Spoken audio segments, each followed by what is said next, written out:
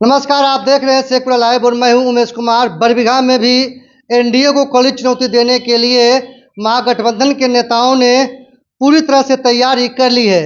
उसमें धार देने के लिए आज जो इस शख्स से आपको हम परिचय कराने जा रहे हैं, वो बिहार में किसी परिचय के मोहताज नहीं है। हमारे साथ पूर्व विधायक और वर्षों तक सरवा पंचायत के मुखिया रहे सतीश कुमार जी हैं। तो आज यहाँ वो पहुँचे हैं और उनसे ही पहले जान लेते हैं कि क्या कुछ ऐसा हुआ कि आपने अचानक एनडीए का गठबंधन छोड़ के महागठबंधन को समर्थन देने का निर्णय ले लिया। असल आज जो पूरे देश के अंदर 18वीं लोकसभा का चुनाव है, एक अलग माहौल में, अलग परिस्थिति में, अलग नतीजा देने के लिए हो रहा है। इसका महत्व तो काफी इसके पहले 17 लोकसभा का जो चुनाव हुआ इसमें उसमें बहुत भिन्न है। आज चुनाव का नतीजा सिर्फ यह नहीं तय करेगा कि किस दल की सरकार बनेगी, कौन एमपी बन रहा है। असल मूल समस्या है कि देश बचेगा कि नहीं। बापू और पटेल के अरमानों का देश बड़ी मेहनत से जिन्होंने सींचा था, क्या उसकी एकता अखंडता बचेगी? बाबा भीमराव अंबेडकर के सपनों का संविधान बचेगा? निश्चित तौर पर हमारे ऐसे लोगों का मानना है और ढेर सारे लोगों का मानना है कि अगर इस बार नतीजा सही माने में गांव का गरीब जात पात से ऊपर उठकर वर्तमान सरकार के मुखिया को नहीं हटाया, तो हमको ऐसा लगता है कि इस बार का चुनाव अंतिम चुनाव होगा। पूरे दुनिया के अंदर America, France, Italy, Germany, Japan में जो भी पॉलिटिकल एनालाइजर हैं, सब लोग देख रहे हैं कि दुनिया के अंदर 256 देश में सबसे बड़ा और सबसे मजबूत जनतंत्र अगर कहीं है तो निश्चित तौर पर हमारा देश भारतवर्ष का एक खुसूसियत जनतंत्र है। सब लोग यह अपेक्षा कर रहे हैं कि कहीं मोदी लौट गया जो कहता है 400 के पार, बिना रिजल्ट के, बिना चुनाव के कोई 400 का पार कहने का मकसद क्या है? मकसद साफ है कि 400 जब होगा संविधान बदलेंगे, संविधान को समाप्त करेंगे और अंबानी, अदनानी, किर्लोस्कर, थापर, टाटा, बिरला के हाथ में देश को सुपुर्द कर देंगे। तो मोदी का गारंटी भी चल रहा है। मोदी का गारंटी चल रहा है, राहुल का गारंटी चल रहा है, बिहार में तेजस्वी जी का गारंटी चल रहा है। गारंटी तो हम लोग का गारंटी का कोई पैमाना होगा ना। हमारे ऐसे लोग शुरू में कम्युनिस्ट पार्टी में थे, बरबीघा घर है, सरवा पंचायत के हम मुखिया थे, यहीं पर हम लोग बैठते थे। चांद बाबू थे, प्रयाग चौधरी थे, वीरेंद्र सिंह थे, छोटम सिंह थे, धनुषधारी प्रसाद थे, बेचन महतो थे, बालदेव महतो थे, ढेर सारे लोग थे। कम्युनिस्ट पार्टी से शुरू किया था। आज लेकिन इसके पहले मैं राष्ट्रीय महासचिव था चिराग पासवान के पार्टी का। हमने काफी मशक्कत किया, पूरे देश देखा, पूरे बिहार ने देखा। हम 25,000 30,000 की 10 को सभा किया, हम 500 गांवों का सभा किया, गरीब गुरबों को जातीय दीवार हमने तोड़ दिया। लेकिन जब वो उनके साथ चले गए तब भी हमने विरोध किया था। और जब इनको टिकट मिला, हम लोग के ताकत, कार्यकर्ताओं के ताकत के बुनियाद पर इनका चेहरा का चमक बढ़ा। और जब टिकट मिला 5 गो में 3 गो बेच लिया और बेच गई है।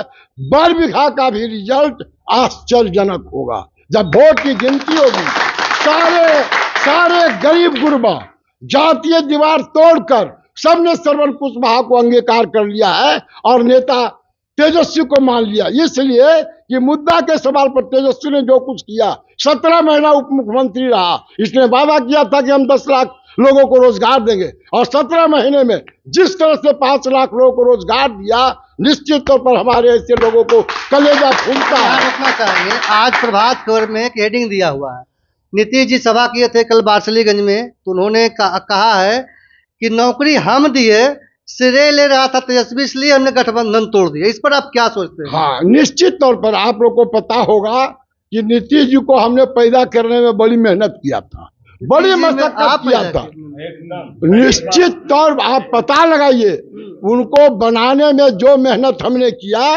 ये जदयू का लोग, चैया मैया जो है, ये सब जो अगल बगल का जो है नाम हम नहीं लेंगे, ये लोग तो हमरा खैनी चूना खिलाता था, जो बड़का नेता है। उन लोग को हम कहना चाहते हैं आपके माध्यम से, अगर किसी ने पसीना बहाया समता पार्टी को बनाने में, हमें अपना तलवार के धार पर चढ़कर खून बहाकर बनाया। इसलिए उनको क्या पता। और नीतीश बाबू तो अब बउआ बन गया। नवादा में इसके पहले मुख्यमंत्री प्रधानमंत्री को गोल छू रहा, 4 लाख कहता, 4,000 कहता, 400 बोलता हूँ, 4,000 कह रहा। दिमाग इनका खराब हो गया असेंबली के अंदर। नीतीश बाबू को अब रानी से संन्यास ले लेना चाहिए। असेंबली में कभी विजय सिन्हा को गरियाता है, कभी मांझी को गरियाता है, कभी तेजस्वी को गरियाता है, कभी सेक्सोलॉजी पढ़ाता है। एवं प्रकार से मुख्यमंत्री को अब किसी भी हमने बनाया था, हमारे जांच के लोगों ने बनाया था, लवकुश हमने किया था, लवकुश के ताकत के बुनियाद पर उसको हम सियासी महल देने का काम किया था। अब वो उस लायक नहीं है। हम कहना चाहते हैं, अपने समाज के लोगों से हम कहना चाहते हैं कि निश्चित तौर पर अगर नीतीश कुमार का दिमाग का स्क्रू ढीला हुआ तो सबसे बड़ा जिम्मेवार उसमें चिराग पासवान है और एनडीए का लोग है, उसका दिमाग खराब कर दिया, 9 बार शपथ ग्रहण किया। निश्चित तौर पर हम कहना चाहते हैं कि आदरणीय नीतीश कुमार को अब छोड़ दिए और फिर समाज का समीकरण जो है, भाजपा में लवकुश को एको टिकट नहीं दिया, भानु को एको टिकट नहीं दिया, एक आगो गलती से नालंदा दे दिया ही, और इधर क्या दिया। आप चलिए काराकाट से, काराकाट में दिया, औरंगाबाद में दिया, नवादा में दिया, मुंगेर में दिया, खगड़िया में दिया और आगे बढ़ते चलिए। हाँ, इतना दिया कि जिसकी कल्पना आप नहीं कर सकते हैं। इसलिए कृषक वर्ग ने यह तय किया है, जात चाहे जो भी हो, जातीय दीवार तोड़कर हम तेजस्वी को साथ देंगे, लालू का ताकत बढ़ाएंगे, सांप्रदायिक शक्तियों को हराएंगे। कि अगर बिहार को बचना है, देश को बचना है, जमहूरियत को बचना है, गांधी जमनी तहजीब को बचना है, तो निश्चित तौर पर लालू का सुपुत्र जिसने नए मंशा से आगे बढ़ने का काम किया है, उसको ताकत देना होगा, उसके उम्मीदवार को जिताना होगा। हम डंके के चोट पर कह सकते हैं कि बिहार के अंदर चौंकाने वाला रिजल्ट निश्चित तौर पर आएगा। मोदी और नीतीश का जोड़ी टाइम फिक्स हो जाएगा, ये सब समझ रहा है। चंद्रभूषण भैया क्या सोच रहे हैं इस बार नवादा लोकसभा को लेकर? उमेश भाई, नवादा लोकसभा में जो कभी नहीं हुआ है, यहाँ के लोगों ने जो कभी सोचा नहीं है, वह इस बार होने जा रहा है। भारतीय जनता पार्टी का यह भ्रम मिटने जा रहा है कि मैं नवादा लोकसभा में जिसको टिकट दे दूंगा वह जीतकर दिल्ली चला जाएगा। यह भारतीय जनता पार्टी का भ्रम इस बार चकनाचूर होने जा रहा है। क्यों ऐसा? क्यों अचानक से आप लोग पलट गए? इसलिए कि जब से नवादा लोकसभा नया बना, 9 से जी देख लीजिए, ये चौथा चुनाव है। मैं नहीं देख रहा हूं, पूरी जनता देख रही है, यहाँ की आवाम देख रही है, यहाँ के दबे कुचले गरीब अगड़ी जाति तमाम लोग देख रहे हैं कि 2009 से ये चौथा चुनाव है और ये चौथे प्रत्याशी है विवेक ठाकुर। पहले प्रत्याशी भोला सिंह थे, दूसरे प्रत्याशी गिरिराज सिंह थे, तीसरे प्रत्याशी चंदन सिंह थे और चौथे प्रत्याशी विवेक ठाकुर आए हैं। ये चारों प्रत्याशी बाहरी हैं। मैं आपसे पूछना चाहता हूं कि क्या हमारे क्षेत्र में ये जो नवादा लोकसभा क्षेत्र है, यहां वीरों की कमी है, यहां राजनीति करने वालों की कमी है, यहां सामाजिक कार्यकर्ताओं की कमी है? भारतीय जनता के पार्टी के अंदर इस नवादा लोकसभा में कोई नेता नहीं है, यहां कोई भारतीय जनता पार्टी का विधायक नहीं था, यहां कोई वैसा मेहनती कार्यकर्ता नहीं था। ये बार बार दूसरे जगह से लाते हैं उम्मीदवार, बौरो उम्मीदवार लाते हैं, वो यहां चुनाव जीतते हैं, हवाई जहाज से दिल्ली चले जाते हैं, जनता बौख कर मर जाती है। प्रयोगशाला समझ रहे हैं यहाँ की जनता को।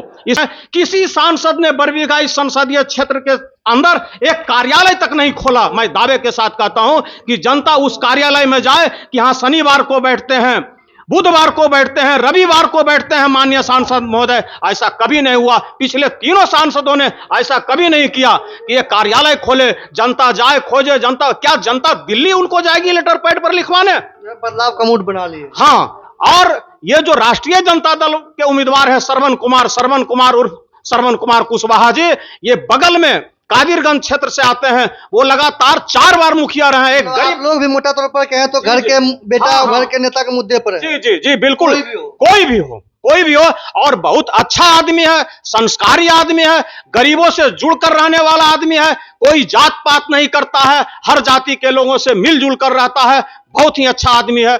इसलिए हम लोग हर हाल में इस बार श्रवण कुमार को जिताकर दिल्ली भेजने का संकल्प लिया है, उसको पूरा करने का काम करेंगे और इस बार रिकॉर्ड टूटेगा, रिकॉर्ड तोड़ वोट से जीतेंगे। आप लोग भी अपनी राय कमेंट बॉक्स में दीजिए कि इस बार बरबीघा विधानसभा में जो कुछ होने वाला है उसको लेकर आप लोग की सोच क्या है, क्योंकि कहा जा रहा है कि लवकुश समीकरण खासकर इस बार के चुनाव में काफी महत्वपूर्ण भूमिका निभाने जा रहा है। सभी तमाम पार्टियों की, चाहे एनडीए के गठबंधन की बात कर लें या इंडी गठबंधन की बात कर लें, सभी लोगों की नजरें इस समीकरण पर है।